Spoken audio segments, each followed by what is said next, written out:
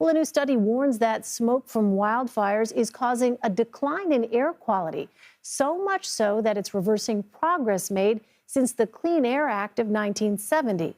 Researchers reported a 27-fold increase over the past decade of people experiencing an extreme smoke day when the air is deemed unhealthy for all age groups. In 2020, dangerous smoke affected nearly 25 million Americans. Marshall Burke joins me now. He is lead author of the study. He is an associate professor of global environmental policy at Stanford University. Professor Burke, welcome. Is this limited to the West, where there are more fires, or is this a nationwide concern? It's a nationwide concern, for sure. We find the strongest impacts in the West. This is indeed where the largest fires are happening. So being closer to the large fires, you breathe in more smoke and the impacts are larger. But what we've seen in recent years is the impacts are by no means limited only to the West. These very large fires emit a lot of smoke. This smoke gets up high in the atmosphere and winds can carry it hundreds, if not thousands of miles. So in 2021 and indeed in this year, we've seen poor air quality in Chicago, in New York, and Boston due to wildfires that are thousands of miles away. Yeah, and Professor, if you can, go into specifics about how this type of smoke actually is harmful to people. So we have a mountain of scientific evidence that tells us that broader exposure to air pollution is bad for a range of health outcomes. What we look at in this study is a specific pollutant called PM 2.5. These are small particles that get deep down in your lungs. They can cross into your bloodstream, and they can cause a range of negative health impacts. There has been a hypothesis that the wildfire smoke particulates are particularly toxic, and some emerging evidence that that might be the case. It's even worse than other sources of these particles that we, unfortunately, have been breathing for decades. But that's not actually yet known. And so one thing our study enables then is a better understanding of the health impacts of this particular kind of smoke exposure. Well, let's talk about the Clean Air Act. How has this wildfire smoke actually reversed progress that was a result of that legislation?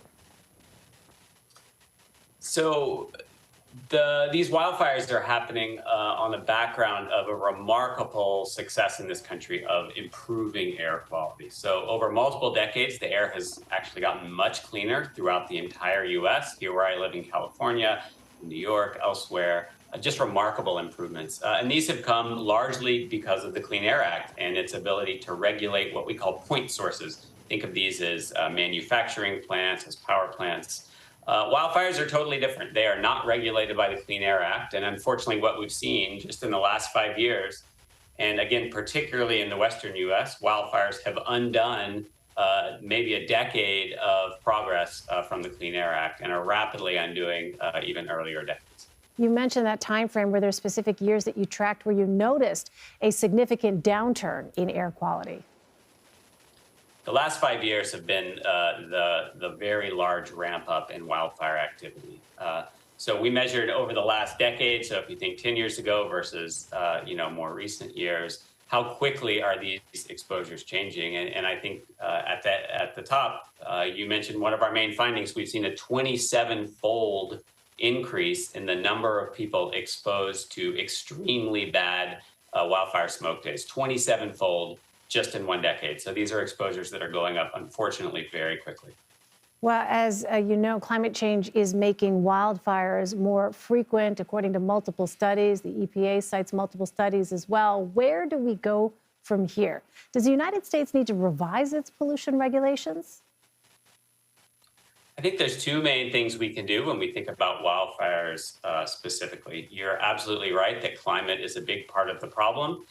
There are two main causes to the very quick growth in wildfire activity and wildfire smoke exposure that we've seen.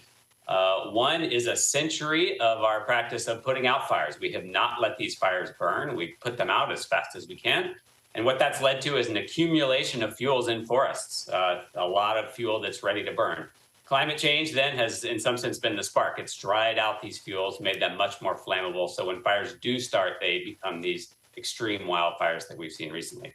So what can we do? Number one, we need to reduce the amount of fuels in forests. We can actually go out and put good fire, low intensity fire on the ground that removes some of this fuel. That will reduce the likelihood of the really bad fires, the extreme wildfires that we've seen recently. That's number one.